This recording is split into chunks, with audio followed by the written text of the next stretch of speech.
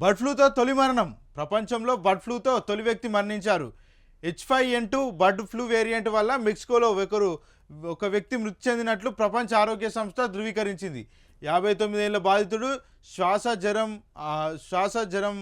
జ్వరంతో విరేచనాలు వంటి సమస్యలతో మెక్సికోలోని ఆసుపత్రిలో చేరగా ఏప్రిల్ 24 ప్రాణాలు కోల్పోయారని వెల్లడించింది. అయితే అతడికి వ్యాధి ఎలా సోకిందనే దానిపై సమాచారం లేదని పేర్కొన్నది. అతన్ని సన్నిహితులను పరీక్షించినప్పటికీ వాళ్ళు ఆ లక్షణాలు కనిపించడం లేదని WHO తెలిపింది. మెక్సికోలోని పౌల్ట్రీలో H5N2 వైరస్ వెలుగు చూసిందని, అయితే కోళ్ళ నుంచి మనిషికి ఈ వ్యాధి ఏ విధంగా వ్యాపించిందో నిర్ధారించడం కష్టంగా మారిందని స్పష్టం చేసింది. కాళేశ్వరంపై ఈ నెలాఖరుకు నివేదిక. కాళేశ్వరం ప్రాజెక్టుపై విచారణ జరుపుతున్న commission chairman justice PC Ghosh ఇవాళ హైదరాబాద్ చేరుకోనున్నారు. ఆయన రేపు అన్నారం, ఎల్లుండి సుందిళ్ల బ్యారేజీలను పరిశీలిస్తారు. ఈ నెల 20 వరకు అక్కడే ఉండి విచారణ జరపనున్నారు. అనంతరం కాళేశ్వరంపై ఈ నెలాఖరు వరకు ప్రభుత్వానికి నివేదికను అందజేయనున్నట్లు తెలుస్తుంది.